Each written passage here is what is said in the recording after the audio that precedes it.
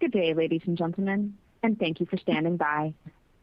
Welcome to the Vici Properties fourth quarter and full year 2020 earnings conference call. At this time, all participants are in a listen-only mode. Please note that this conference call is being recorded today, February 19th, 2020. I will now turn the call over to Samantha Gallagher, General Counsel for Vici Properties. Please go ahead.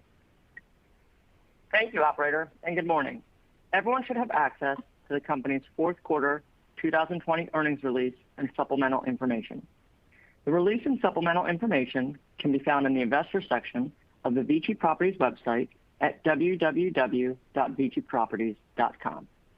Some of our comments today will be forward-looking statements within the meaning of the federal securities laws. Forward-looking statements, which are usually identified by the use of words such as will, believe, expect, should, guidance, intends, projects, or other similar phrases, are subject to numerous risks and uncertainties that could cause actual results to differ materially from what we expect.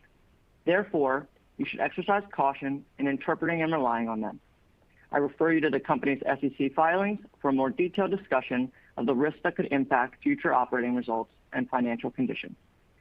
During the call, we will discuss certain non-GAAP measures, which we believe can be useful in evaluating the company's operating performance. These measures should not be considered in isolation or as a substitute for our financial results prepared in accordance with GAAP. A reconciliation of these measures to the most directly comparable GAAP measure is available in our fourth quarter 2020 earnings release and our supplemental information available on the Vici Properties website.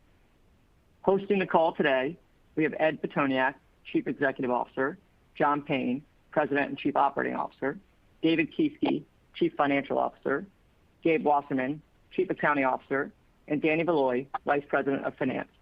Ed and team will provide some opening remarks, and then we will open the call to questions. With that, I'll turn the call over to Ed. Thanks, Samantha. Good morning, everyone, and thanks for joining us. If for any reason you hang up or the line goes dead in the next 30 seconds, here's the one message I want you to take away from this call. In 2020, according to FactSet Consensus, 2/3 or 14 of 21 U.S. triple net REITs are projected to post year-over-year declines in AFFO per share. In 2020, as David Kieske will elaborate on in a moment, Vici's AFFO per share grew 10.8% for the year as a whole and grew 24.3% in the fourth quarter. In a year, 2020, when again 2 out of 3 peers are likely to see declines in AFFO, we think Vici's growth is worth remarking on. But it's been interesting to see commentary so far, which can be pretty much reduced to Vici achieves consensus AFFO per share. Did Vici achieve consensus is, of course, a key question. We think it's also worth asking, did consensus call for AFFO per share growing, staying steady, or declining? If it called for growth, was it a lot of growth or a little of growth?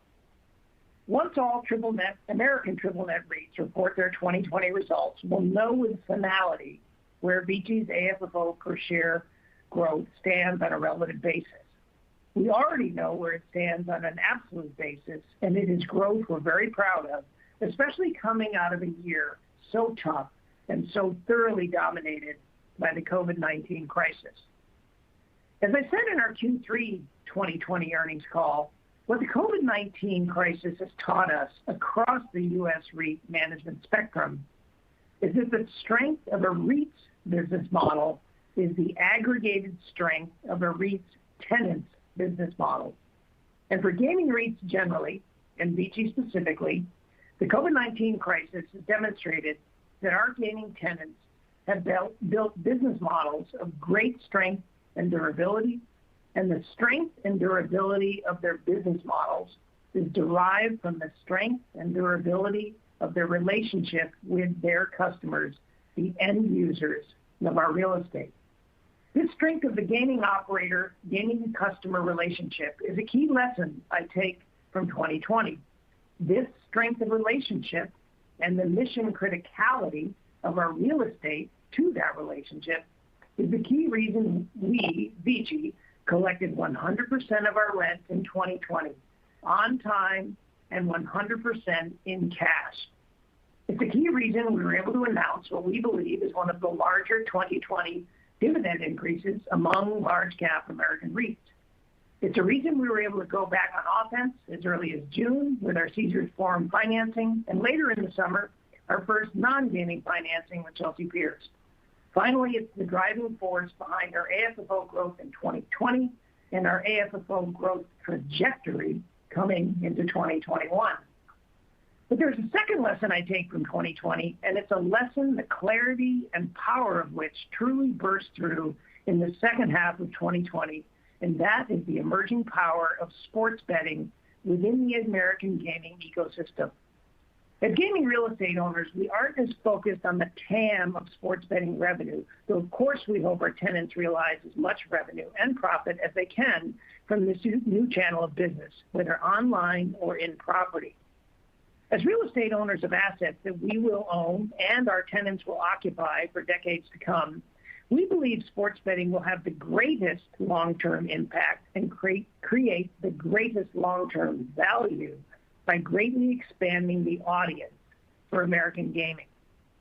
American gaming is an American consumer discretionary sector.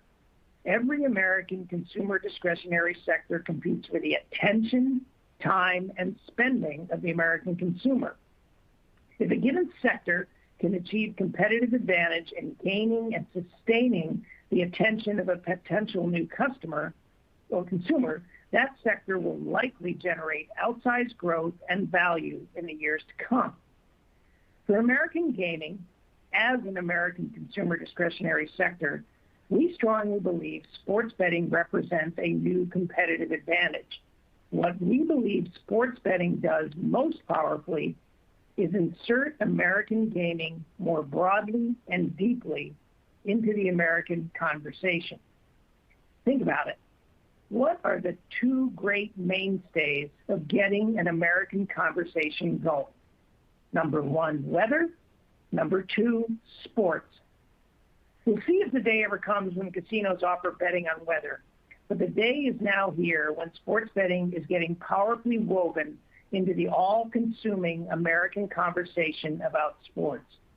Just to cite two examples involving two of our tenants, every time the Caesars Sportsbook gets cited exclusively on ESPN, and every time Penn is able to deliver a sports betting message through its partner Barstool, each of these great American gaming companies is reaching an audience of potential new customers, especially potential new and younger customers. For American gaming, sports betting represents a new and technology-enabled paradigm for reaching, engaging, and activating a new, bigger, and younger audience.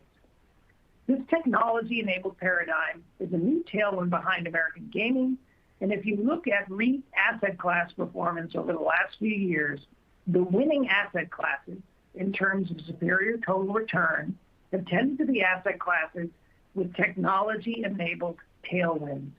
Cell towers, data centers, and e-commerce logistics are just three such examples. Conversely, the asset classes that have struggled tend to be those suffering from technology-related headwinds. We believe with high conviction that the gaming real estate asset class should, in the next few years, benefit from the technology-enabled tailwind. So all in all, 2020 was a year in which American gaming and American gaming real estate proved its defensive strength by enduring through one of the great crises of our lifetimes. And 2020 also showed, thanks to the growing strength of sports betting, that American gaming arguably represents one of the most compelling offensive opportunities in the consumer discretionary sector in the coming years. The next sound you hear will be the sound of the American consumer roaring back. And as many of you have been writing about, after many months of consuming mainly things, American consumers will return to what has been their growing preference for the last 2 decades, the preference for consuming experiences over things. As some of you may have heard on the Sunstone Hotel Investors earnings call last week, our good friend and Sunstone CEO, John Arabia, cited transient bookings for the second half of the year at their Maui property that are currently double digits, 13%, above 2019 levels, and the outlook continues to improve on a weekly basis.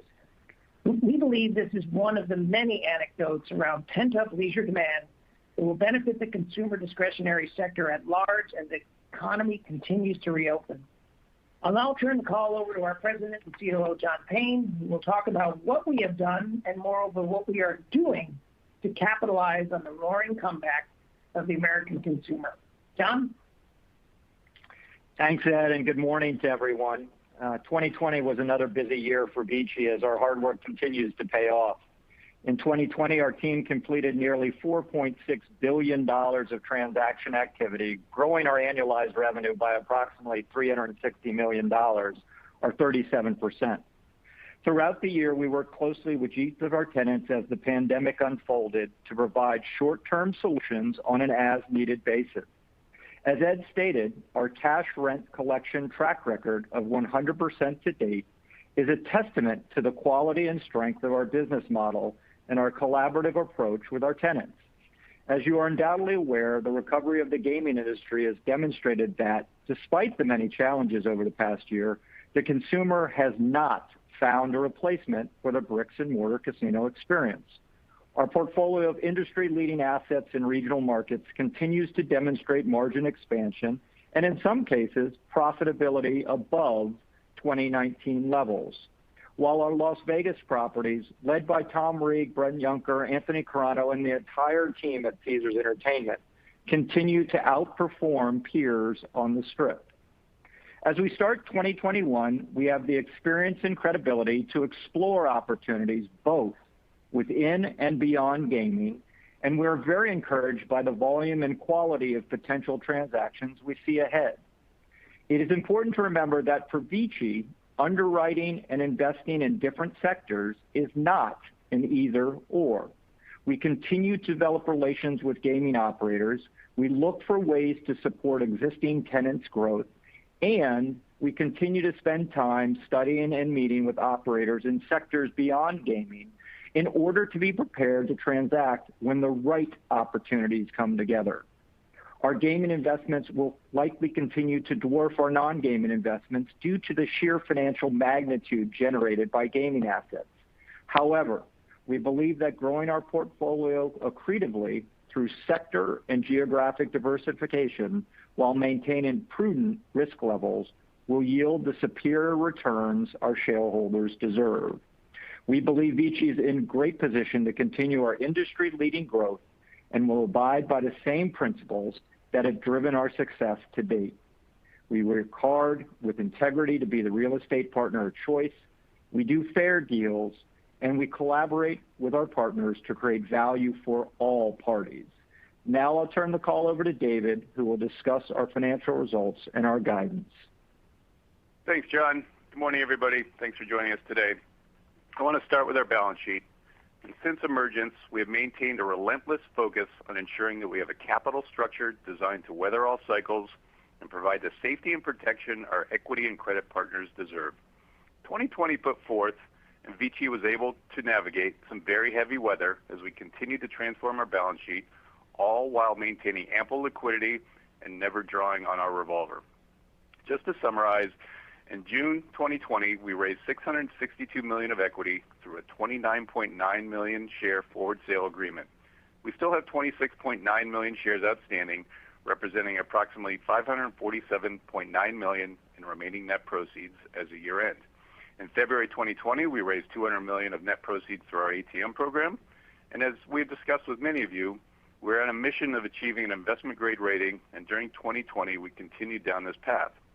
Last February, we closed on $2.5 billion of an unsecured notes offering comprised of a mix of 5, 7, and 10-year notes at a blended interest rate of 3.8%, continuing to stagger our maturity profile. $2 billion of these proceeds were used to fund the Eldorado transaction, and the remaining $500 million of these proceeds were used to retire the 8% secured second lien notes. During 2020, we significantly improved our composition and weighted cost of debt. At emergence, we had 100% secured debt with a weighted average interest rate of 5.49% and a weighted average maturity of 2.9 years. As we sit here today, 69% of our debt is unsecured with a weighted average interest rate of 4.18% and a weighted average maturity of 6.1 years with no maturities until 2024. As of December 31st, our net debt to LTM EBITDA was approximately 5.8 times. This ratio is not reflective of our true run rate leverage as it does not include a full 12 months of income from the Eldorado transaction, meaning if you take into consideration a full 12 months of rent from that transaction, our leverage would be well within our stated range of maintaining a net leverage ratio between 5 and 5.5 times. And as of year end, we currently had approximately $1.9 billion in available liquidity, providing ample flexibility for future accretive growth. Just to reiterate, 2020 highlighted our guiding principles on how we approach our balance sheet, which are to maintain a disciplined composition and laddering of debt, whereby in any one year we strive to have less than 20% of our total debt coming due, safeguarding the company's balance sheet against future market volatility. We're going to opportunistically access the capital markets to lock in funding certainty for all transactions and develop continued access and partnership from the equity and credit markets to finance accretive acquisitions. As I mentioned, our goal is to maintain a long-term target leverage ratio of between 5 and 5.5 times on a net debt to EBITDA basis, and ultimately migrate the balance sheet to that of an unsecured issuer and ultimately achieve an investment grade rating. Just turning to the income statement, total GAAP revenues in Q4 increased 57% over Q4 19 to $373 million. For the full year 2020, total GAAP revenues were $1.2 billion, an increase of 37% over 2019. These increases, as John mentioned, were the result of adding approximately $360 million of annual revenues during the year from the closing of the Eldorado transaction, the Caesars Forum Convention Center mortgage, the Chelsea Piers mortgage, and the Jack Cleveland Thistledown acquisition and related loan. AFFO for the fourth quarter was $251.7 million, or 46 cents per diluted share, bringing full year 2020 AFFO to $835.8 million, or $1.64 per diluted share. AFFO increased 28.7% year over year, while AFFO per diluted share increased approximately 10.8% over the prior year, which is due to the increased share count and resulting temporary dilution in the first half of 2020 from the June 2019 equity offering. Our results once again highlight our highly efficient triple net model given the significant increase in EBITDA as a proportion of the corresponding increase in revenue, and our margins continue to run strong in the high 90% range when eliminating non-cash items. Our G&A was $8.1 million for the quarter, which we believe represents a good quarterly run rate going forward, and as a percentage of total revenues was only 2.2% for the quarter, in line with our full year expectations and one of the lowest ratios in the triple net sector. As always, for additional transparency, we point you to our quarterly financial supplement for a detailed breakdown of our revenue and lease streams, which is located in the investors section of our website under the menu heading Financials. We welcome any feedback on the materials. Turning to guidance, we are initiating AFFO guidance for 2021 in both absolute dollars as well as a per share basis. As many of you are aware, beginning in January 2020, we were required to implement the CECL accounting standard, which due to its inherent unpredictability leaves us unable to forecast net income and FFO with accuracy. Accordingly, going forward, our guidance will be focused on AFFO as we believe AFFO represents the best way of measuring the productivity of our equity investments and evaluating our financial performance and ability to pay dividends. AFFO guidance for the year ending December 31st, 2021 is estimated to be between $1,010 million and $1,035 million, or between $1.82 and $1.87 per diluted share, which at the midpoint represents a 12.5% year-over-year growth in our AFFO per diluted share. These per share estimates reflect the dilutive impact of the pending 26.9 million forward sale shares, assuming settlement of the forward agreement on June 17, 2021, the maturity date of the agreement. In addition, these estimates do not include the impact from any pending or possible future acquisitions, dispositions, capital markets activities, or any impact from the incremental equity drawdown from these forward shares. During the fourth quarter, we paid a dividend of 33 cents per share, which represents an annualized dividend of $1.32 per share. Our AFFO payout ratio for the fourth quarter was approximately 72%, in line with our long-range target of 75%. With that, operator, please open the line for questions. At this time, ladies and gentlemen, if you would like to ask a question, please go ahead and press star, then the number 1 on your telephone keypad. Again, that's star 1 to ask a question. Your first question today comes from the line of Rich Hightower with Evercore. Please proceed with your question. Hey, good morning, guys. Ed, thanks for your enthusiastic comments to start the call. It's maybe a valuable reminder that we on our side sometimes exist within our sort of narrow analyst speak bubbles. So I appreciate the reminder there. My pleasure, Rick. My pleasure. No, in all seriousness. But maybe I'm going to ask one sort of narrow question and then maybe a bigger picture question. But just in terms of really quickly on the Danville ROFR, maybe just help us understand, to the extent you can explain it at this point, some of the terms around that. And then, maybe I'm misinterpreting something here, but if I look at the ROFR as sort of recompense for giving up the security of the master lease at Southern Indiana, how do we sort of pair the value proposition on either side of that, if that's an appropriate way to think about it? John, you want to take that?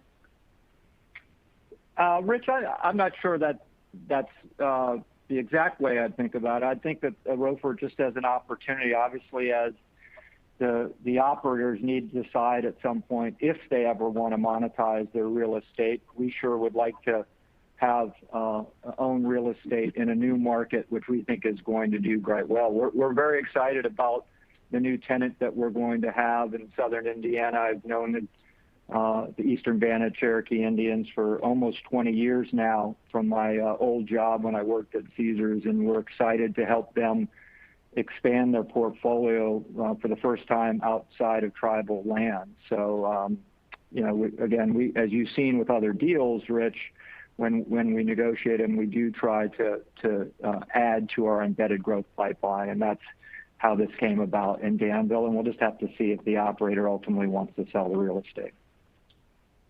Okay, I appreciate the color, John. And then, a little bit from a bigger picture question, but also related to Southern Indiana.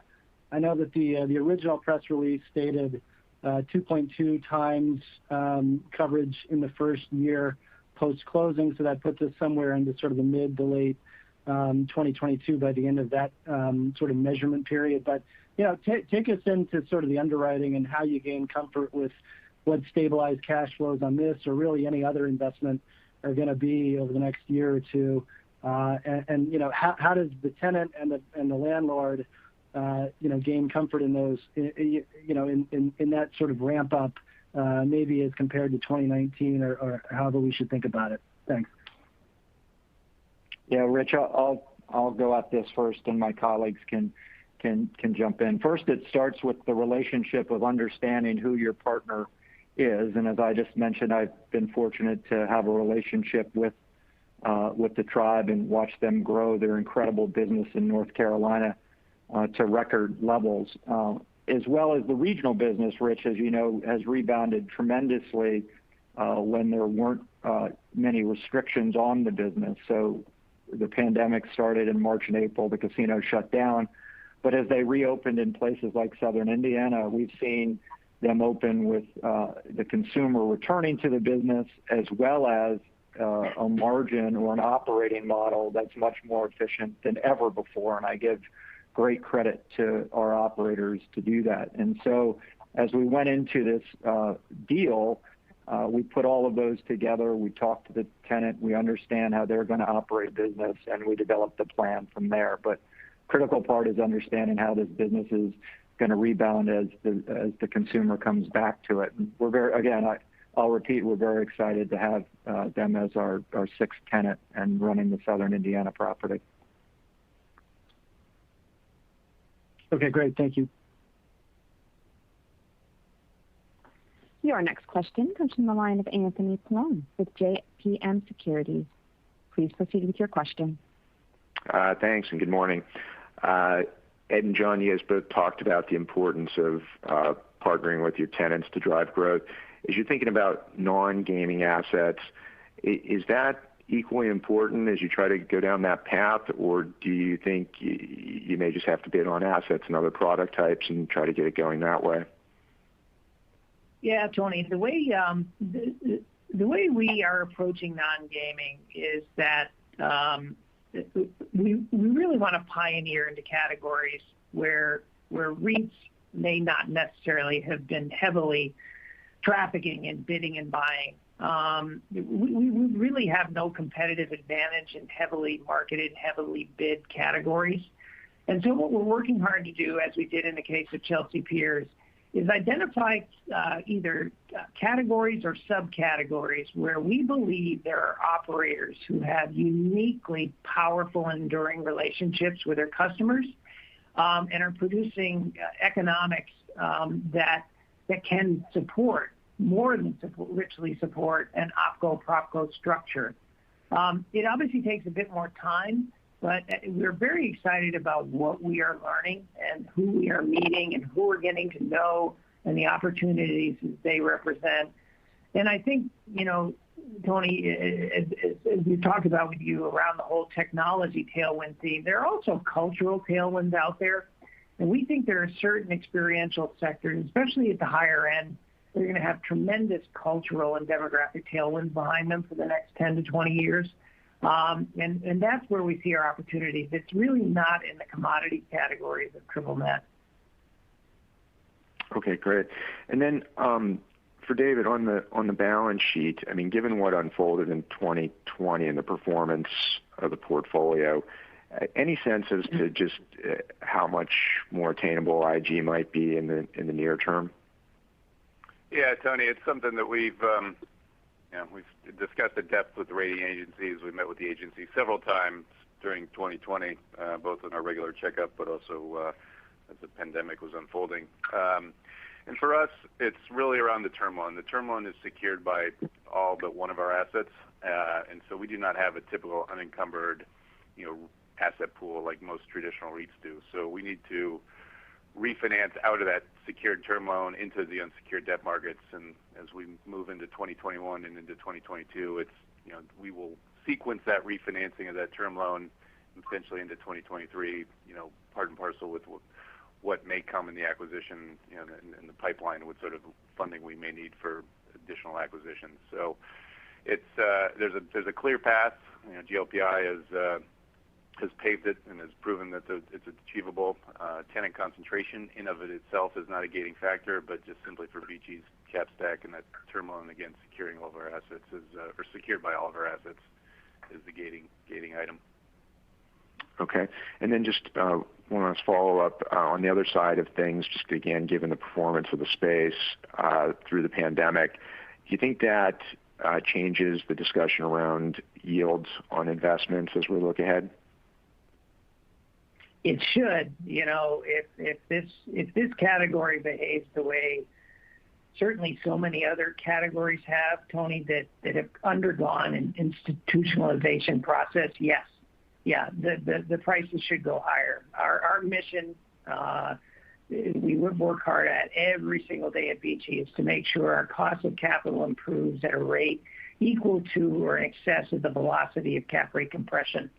But it just stands to reason that these assets should attract higher prices as time goes on, as everyone recognizes that they came through really a totally unforeseen magnitude of crisis, right? And they came through better than just about any leisure consumer discretionary sector out there as a real estate asset class. So, yeah, you have to think, especially as people truly start crawling out from under the rocks of COVID, that we should see what frankly I joined Vici for 4 years ago, which is to take part in the next great cap rate compression story in American commercial real estate. Great, thank you. Your next question comes from the line of Stephen Grambling with Goldman Sachs. Please proceed with your question. Morning, Stephen. I guess a couple of follow-ups on the last two questions. First, as you think about some of these potential acquisition opportunities within gaming, are there any markets that you feel are more or less attractive or easier to underwrite given your current exposure? And could you weigh in on how that resilience of cash flow from operators may be impacting seller expectations around price relative to perhaps where the broader cost of capital has moved? John, you want to take the first part, and David can take the second? Absolutely. Good morning, Stephen. Look, there aren't any markets that we look at that we wouldn't study right now. We like the fact that we have a balanced portfolio. We've said that since we started the company, and I think we'll continue to have a balanced portfolio. We like to own assets in these regional markets, and we've talked about how resilient they've been. We've talked about how they changed the operating model. But we're also big believers in Las Vegas ever since we started this company. Not only assets on the Strip, but also in downtown and locals. So, Stephen, we'll continue to turn over every rock and look at opportunities in all of the gaming markets. It doesn't mean that we'll invest in every market, but we sure will take the time to meet with operators and talk about how they're thinking about how we can help them grow. And I'll turn it over to David to take the second part. Yeah, Stephen, I think it was correct me if I'm wrong, a mix of pricing and kind of how we think about capitalization. Pricing is maintained, right? The regional markets have come back. There is the level set, obviously not a lot of transactions, but the pricing in the regional markets is at or near where it was pre-COVID. TBD on Las Vegas, given the little bit slower ramp there. But as we think about our capital and our leverage, we're very focused on maintaining our leverage between that 5 and 5.5 times that we've talked about. That's back to Tony's question, something that's important for the agencies. And then a deal has to be accretive. Right? We've talked with you all a lot about, what we buy day one is what we live with for 35 years. So we have to ensure that we have the capital and underwriting is done on an accretive basis to continue to grow our AFFO.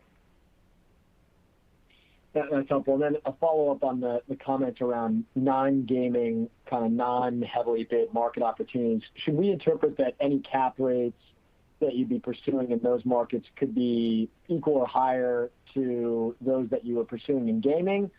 Or is there even a tolerance that as you look at some of these, because they are a unique asset class, that you could actually move down the cap rate spectrum? It could be all of the above, Stephen. The fact that they're not heavily bid could mean they're better bargains to be had, but it could also be exactly to your last point that we can afford to pay and justify paying maybe a somewhat tighter cap rate because of the nature of the asset, the risk profile of the asset, the barriers to entry, and what is the very proven durability of the asset over the long term. So it will, I hope this doesn't sound like sort of a vague answer, but it will be so situation specific. Fair enough. That's helpful. I'll jump back in the queue. Thank you. Thanks, Stephen. Our next question comes from the line of Barry Jonas with Truist Securities. Please proceed with your question. Great. Hey, guys. Wanted to start on your embedded growth profile, embedded growth pipeline. Any thoughts on timing there? Caesars has been talking about selling a Strip asset, and I believe the Centaur call option could kick in starting next year. Thanks. John? Yeah, so you named, you talked about something we're very proud of that we've worked on 3 years is building this embedded pipeline with the deals that we've announced. And so we'll continue to talk to our partner in Caesars about what they're seeing ahead and what they're feeling about the Las Vegas market, and do they still feel as they did when the Eldorado team took over Caesars that they may have 1 or 2 incremental assets that they don't feel like they need in their portfolio, and they'd end up going through a sales process. As I mentioned a few minutes ago, we're big believers in Las Vegas. We think this is a market that is going to rebound in all segments, and so if they want to move forward with a sale, we're obviously very interested in owning more real estate of those assets that we have ROFRs. You also mentioned the put call of the 2 great Indiana assets in Indianapolis that do come due. You're right on point next year, and again, we'll continue to have talks with our partner about that. So two tremendous opportunities for us that we really worked on to develop over the years with creating our embedded pipeline. As it pertains to timing, we'll just have to continue to have discussions with our partners on that. Hey, and Barry, if I could just add on something, it kind of goes back to my opening remarks around Vici's growth in 2020. Someone could rightfully say, yeah, okay, well, the market's already priced that growth in. And yet what I don't think is being fully appreciated or valued in Vici is not only the growth we produced in 2020 and the growth trajectory that we bring in to 2021, but the growth that is represented by that embedded growth pipeline. And just to get a little old school on you here, which I'm allowed to do because I'm really quite an old guy, I really encourage everybody to look at Vici on that old-fashioned, old-school price-earnings growth ratio basis using our AFFO multiple in place of a PE multiple. And what you'll find, especially looking over a multi-year period, is that we will likely have, in your calculations, one of the lowest PEG ratios you will find across the American REIT spectrum, and certainly substantially below the PEG of the S&P 500 at this current point in time.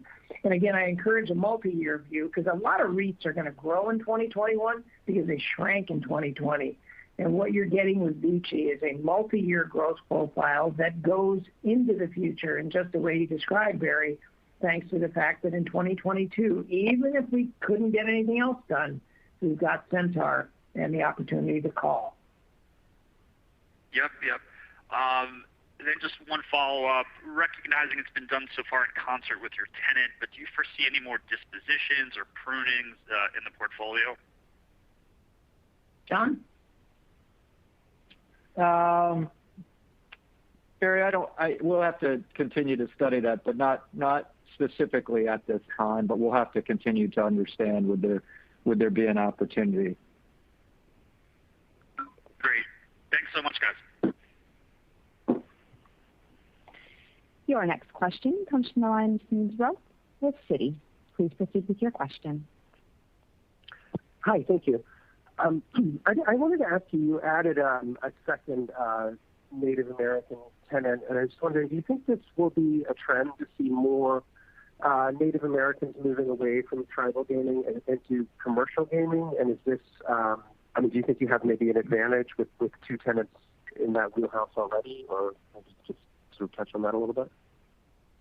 John? Yeah, it's a great question, and it's exciting to see the tribes move into commercial gaming because they've done so well in their original casinos. And so you're asking, will there be other tribes that will look at commercial gaming opportunity? I think there will be, and I think we do have relationships with numerous tribes just based on my experience, past 20 years experience working at Caesars and working the Native American tribal development. So we'll continue to meet with them, understand would they like to diversify outside their nation, and if they do, look for opportunities where we can work together. And I hope that trend continues because I think it's quite exciting for the nations that are doing this. Obviously, we've got our relations with the Seminoles and the Eastern Band of Cherokees. Okay, thank you. That's interesting. And then do you see, John, maybe are you seeing any sort of other entrants that have an incremental interest in the gaming industry now, given where cap rates are and how resilient it's been on a relative basis?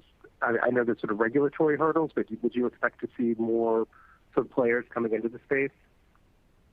Yeah, it's a great question. There's no doubt that the resiliency of the gaming operators during the pandemic has caught people's eyes. When a lot of industries some are still talking about cash burns and regional gaming companies are talking about record EBITDA, it's going to catch the attention of many people that invest in the hospitality or experiential space. So your question is, will others come into the space? There's no doubt that others are looking at it because of how well these assets have performed and the magnitude of cash flows But as you know, this business is the operating business is quite complex, and it has some licensing requirements. But I do think over time you'll see more groups getting into the business because it's not only the bricks and mortar, but to Ed's comments at the beginning, how exciting the growth path is when you tie in sports betting and potentially iGaming. Okay, thank you. Appreciate it. Your next question comes from the line of Carlo Santarelli with Deutsche Bank. Please proceed with your question. Hey guys, thanks. John, I was wondering if maybe you could just address from a high level. We're almost a year roughly into the pandemic era, and maybe go back to kind of prior to that and the nature of your discussions around deals. And I'm referring more towards terms, whether it's coverage, things like that, and maybe address anything that's changed in the aftermath. Are potential sellers looking at different things? And I mean that both from the OpCo perspective, the seller's perspective, your perspective. Is there anything that stands out as having maybe been tweaked a little bit given the circumstances of the pandemic, as well as the higher margins that we're seeing now, as well as the ancillary business lines and whatnot? Is there anything that you've noticed that's been dramatically different? Well, I'll start, Carlo. I can't remember before the pandemic what went on. I seem to have forgotten all of that. But no, look, I've tried to have a constant dialogue, not only with our current tenants, but with all the operators in the gaming space. And I think as we think about underwriting, maybe we've talked more about rent coverage just due to what happened in the pandemic. But I think Ed touched on this as well. It's just been exciting to watch the operators change their business model or refine their business model so that when they come out of this pandemic, and I do believe we're going to come out of it, that they're operating these businesses just so much more efficiently than guys like I did 15 years ago. And that's exciting, Carlo, and those are the type of conversations that we're having. As it pertains to transactions, I mean, we just continue to try to understand how the OpCos want to grow their business. And is there an opportunity for our company to help them do that? And then obviously there's a few levers of if we do get into a negotiations that you talked about, cap rate and coverage and escalation, all that. None of those have necessarily changed. So that's how I'd answer that question, Carlo. I don't know if Ed wants to add anything or David, but that's how I'd leave it. That's helpful, John. Thank you.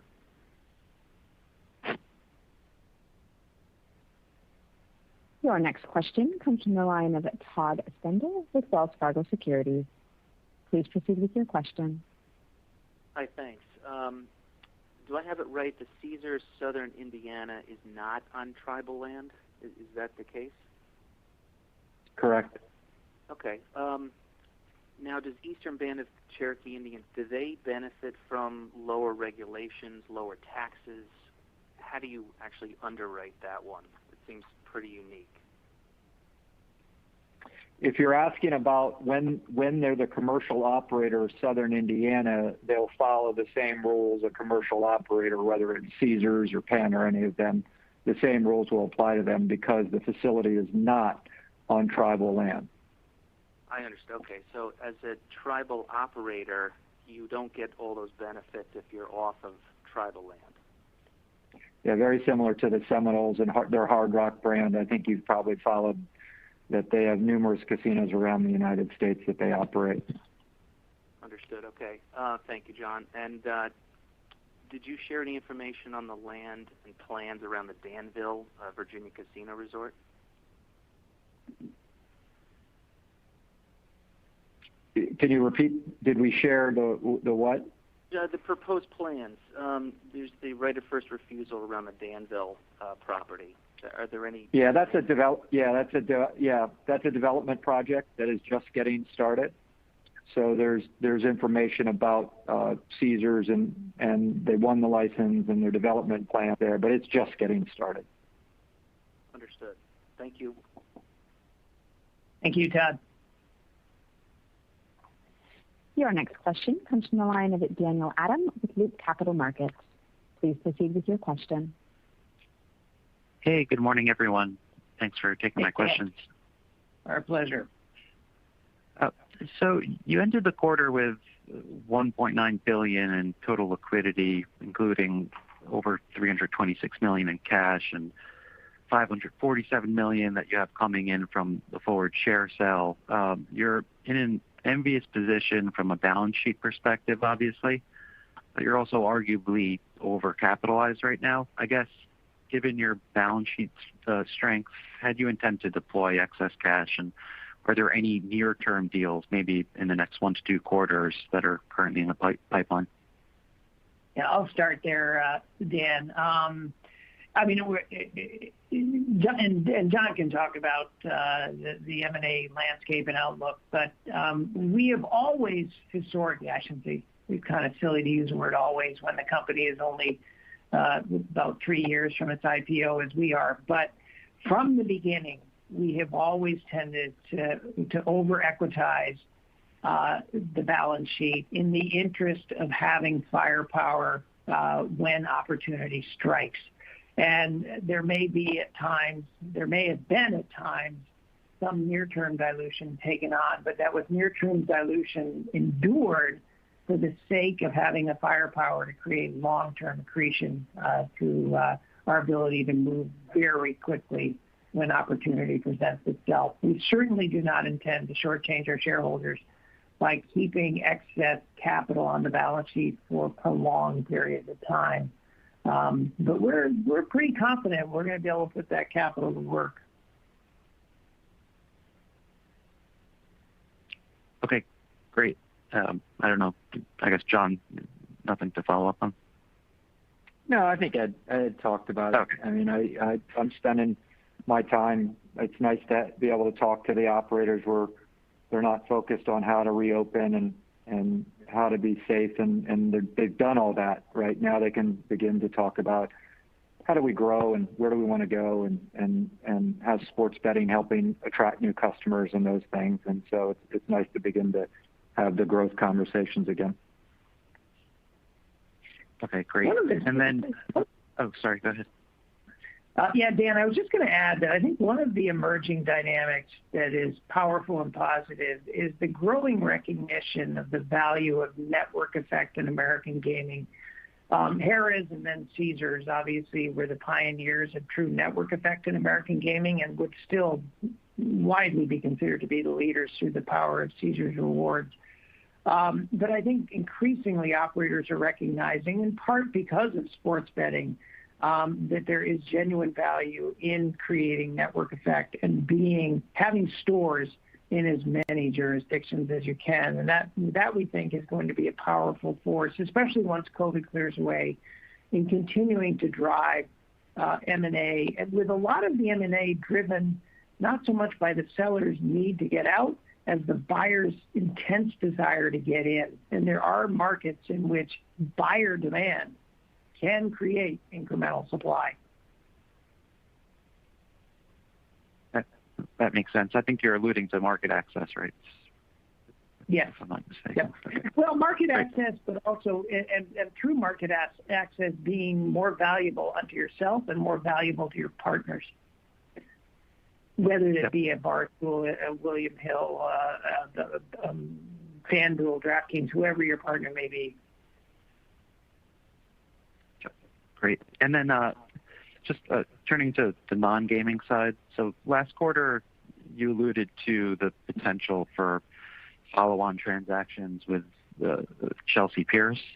Do you have an update on the timing of any such follow-on deals, and how might a transaction be structured? Thanks. David, you want to take that? Yeah, Dan, good to talk to you. Look, as we've talked about with Chelsea Piers, it's opened the doors, opened their eyes, and increased the dialogue around non-gaming, and Ed described it well in the beginning, right? Non-commodity, high-quality real estate. And with any deal, we can't talk about specific timing or whatnot, but we would continue to, meet with, discuss with and have conversations with great operators that have great real estate that might fit into our portfolio. So, can't say exactly when the next deal will come, but we're optimistic that there will be some more non-gaming this year. But again, it's just to reiterate what John said, it's not an either or, right? We're very active on the acquisition front, and as we started the conversation, working to deploy that capital that we have on our balance sheet. Thank you. Your next question comes from the line of John DeCree with Union Gaming. Please proceed with your question. Hi, everyone. Thank you for taking my questions. Maybe one for Ed and then a follow-up for John. Ed, in your prepared remarks, you talked a bit about the sports betting expansion and how that's such an exciting opportunity for the industry. I think a lot of folks can really see the clear picture of how that benefits your tenants and indirectly you guys with higher rent coverage and higher revenue. But I'm curious if you have thought of or identified any ways that Vici could benefit directly, and not referring to sharing in revenue or anything like that, but if there's an opportunity to fund themed sports books or look at your leases a little differently, given the earnings growth potential of your tenants and potential tenants, and just seeing if there's ways you can maybe find direct ways to benefit from this big industry trend. Yeah, no, it's a very good question, John, and that would certainly be probably the most meaningful way, which would be a capital provider as great operators envision and execute what the whole sports betting, sports culture, sports viewing experience can be within a casino. John, I don't know if you've had a chance yet to go to Derek Stevens' new asset in downtown Las Vegas, but it is a great example. John has been there. John Payne has been there. And John, maybe you can talk about it as an example of what we would certainly be happy with our tenants to fund, given the magnitude of vision that Derek has realized there. John Payne? Yeah, John, you might have been there. It's a really well done, brand new facility in downtown Las Vegas that is centered around really a lot around sports betting and the uniqueness there and the type of customer that likes that type of facility. And so anyway, it's just a great example of the trends that are going on right now. And it's the first build from scratch casino during this, what I'd say, sports betting trend or phase. It's a really neat place. It is. It's a great place. I was thinking that. I was thinking barstool themed sports books and those types of things. So it sounds like if a large tenant was going to refresh and rebrand, Vici could be a capital provider for that Sure. development in exchange for some. Got it. Great, John. A question for you. You've experienced it through quite a few development cycles nationally, and it seems like we're on the horizon of one here in the U.S. And a lot of investors new to the space are always trying to calculate the TAM and number of assets. And we've got some developments: Nebraska, Virginia, Danville for you guys. New York's talking about expanding casinos downstate. I mean, Texas is one that I probably would have never thought I'd be having that conversation again, but it's being talked about. So in your experience, I'm kind of curious to get your thoughts, realizing no crystal ball here, but are you seeing a push towards development? I know Red Rock on their call has a site in Las Vegas that's very interesting. So curious to get your thoughts on your outlook for gaming expansion in the U.S. Yeah, John, isn't it an exciting time? I mean, I'm 25 years into this, and I can't think of a time that has so many different levers of growth for this industry. Most calls are talking about sports betting and iGaming, and you just brought up a whole nother opportunity that is out there, where there are new development opportunities for operators to expand their network, and it is quite exciting. And whether Texas comes, but there's already the states that you mentioned with its Virginia and Nebraska, potentially New York, that are three big opportunities. So it is an exciting time. It's obviously something that we talk to our tenants or future tenants about to see, is there a way to structure is there a way to structure that makes sense for Vici in our triple net model? And we'll just continue to study. But it's John, it's just the normalization of gaming throughout the United States is just amazing right now, and it's great to be in the space that we're in, and it's great to see the success of our operators. Thanks, John. Ed, David, appreciate the insights. Thank you, John. Thanks, John. Your next question comes from the line of John Massocca with Ladenburg Thalmann. Please proceed with your question. Good morning. Hey, John. How's it going? So just one for me, maybe touching on the opportunity in Central Indiana again. How do you think about timing of potentially pulling down that transaction? I'm just thinking about this given, rent to EBITDA level is already predetermined, right, in that transaction, and you have record EBITDA results out there, and maybe some questions about how sustainable those are and how sustainable those margins are. Does it make sense to maybe wait a little and see if kind of EBITDA normalizes and get at a rent level that's really appropriate for the property, or is it kind of the time you have it is time you're collecting rent, and there's no reason to wait if you like the properties per se? John or David? Well, the process is right now, just so we're clear. I mean, we own Southern Indiana right now. I think you know that. Sorry, I was talking about Central Indiana. Central. Central. David, you want to take that? Yeah. I mean, John, it's a question that a similar question to what we got a lot when we merged, right? And as people recall, we had the three call properties that we could call the 10 cap, which ultimately folded into the Eldorado transaction that we announced in June of 19. So John touched on it, right? We've worked hard to build this embedded growth pipeline. So it's a combination of ensuring that we have consistent annual growth. It's working with Tom and Brett and Anthony and their team and what makes sense for their capital needs and their ultimate sale of those assets.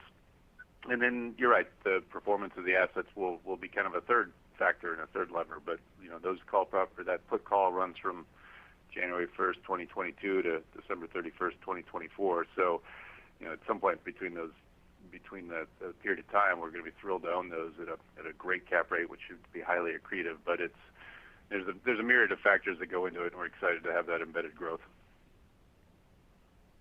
I mean, is there any question about, at an individual asset level, whether, rents are maybe sustainable for the property, or is there even, hey, Caesars is a tenant we trust. Obviously, we have a lot of other exposure to Caesars. I don't believe these are kind of corporate guaranteed, but, at the end of the day, that.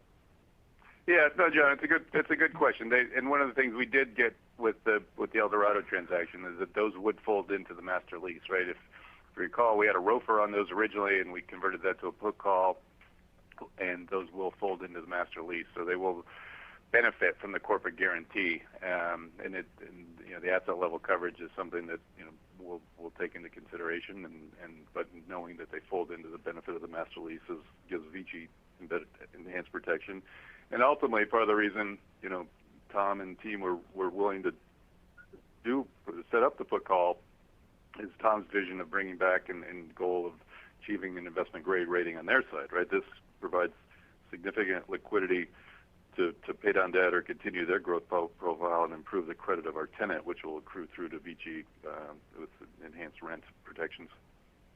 Okay. Makes a lot of sense and understood. And that's it for me. Thank you, John. Your next question comes from the line of David Katz with Jefferies. Please proceed with your question. Hi, everyone. Thanks for working me in. I'll keep it short. I know there's an awful lot of focus on Las Vegas, and I'd love your perspective on how you're, just generally speaking, underwriting Las Vegas, meaning, operators are obviously projecting optimism, but from the investment perspective, are you anticipating revenues getting back to 19 levels in the next couple of years? Are you underwriting something less than that? Just how are you qualitatively thinking about that? Yeah, John can answer that in a moment, David, but I will just start by pointing out that this week we all learned, of course, Koch Industries, which has a rather strong record of capital allocation, has seen fit to put capital into Las Vegas, which I took as a net positive. But anyway, John, you want to answer David's question? Yeah, David, look, I touched on it earlier on the call and I probably sound like a broken record in my 3 years in this job. I mean, we're big believers in Las Vegas, pre-pandemic and post-pandemic. This is a city that has multiple levers of revenue. We think that the FIT customer is going to recover. We think the MICE business, they're going to be way ahead of many other U.S. destination cities. We think that plane supply will be added back to this market quicker than most destination markets, maybe faster than any market. And so we're believers in this market. And the performance in Las Vegas has been, people like to compare it versus 2019 and 2020, and I think that's a little unfair. I like to compare the performance of Las Vegas versus other U.S. destination cities. And when you look at the performance of Las Vegas in 2020, which is probably going to be one of their worst year ever, we'll compare it to New York, Chicago, Miami, San Francisco, Orlando.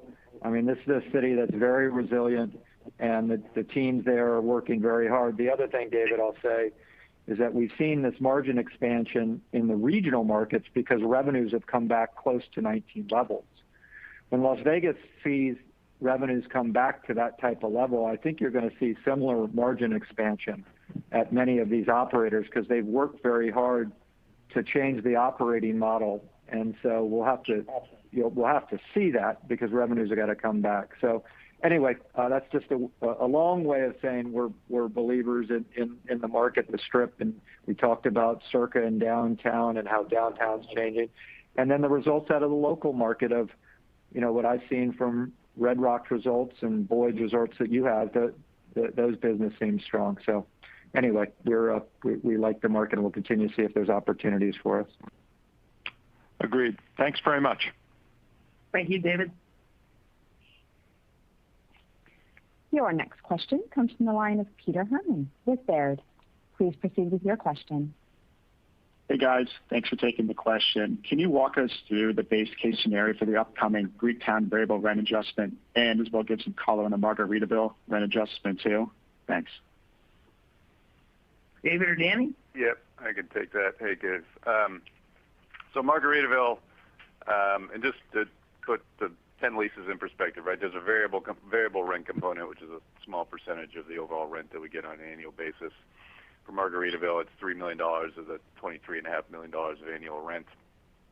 And for Margaritaville, that we did not earn the escalator at that property since the rent did not exceed the prior revenue metrics, it did not exceed the prior revenue metrics. And so that was the variable rent decrease, and that was less than a $100,000 decrease. So very, very de minimis on our total base rent.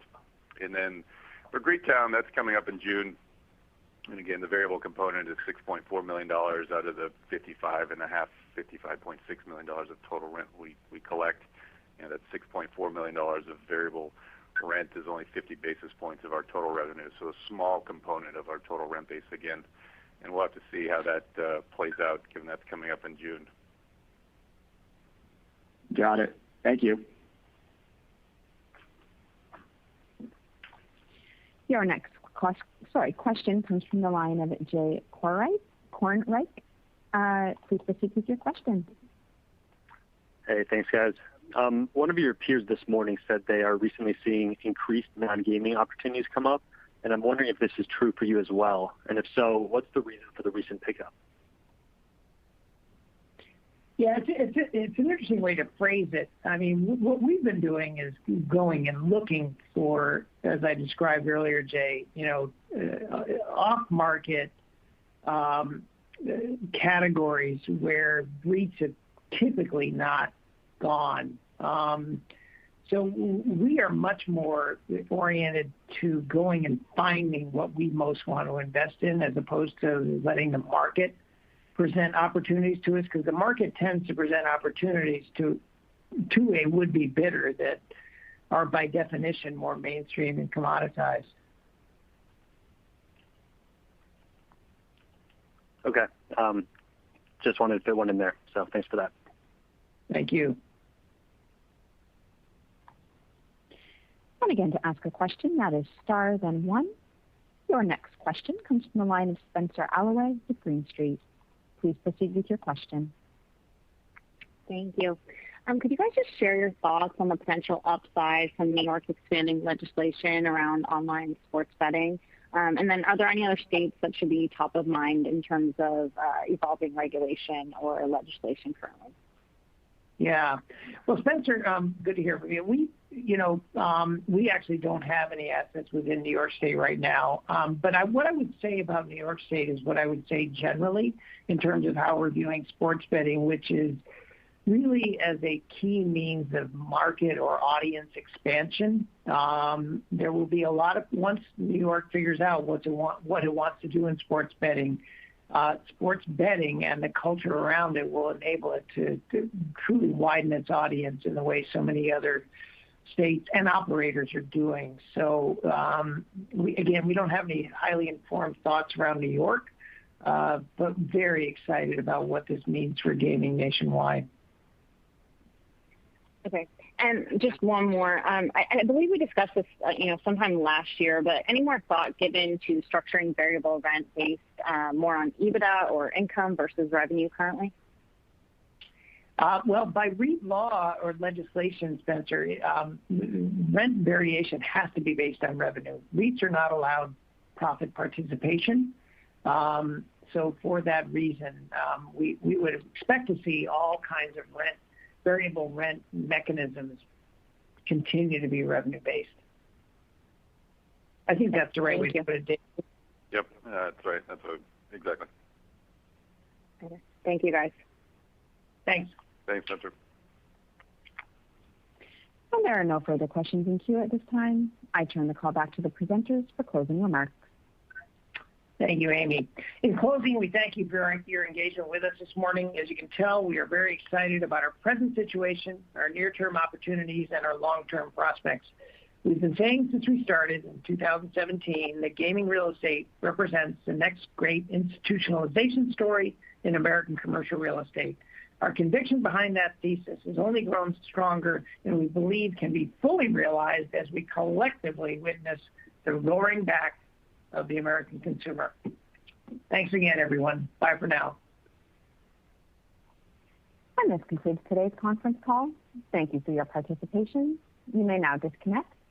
Presenters, please remain on the line.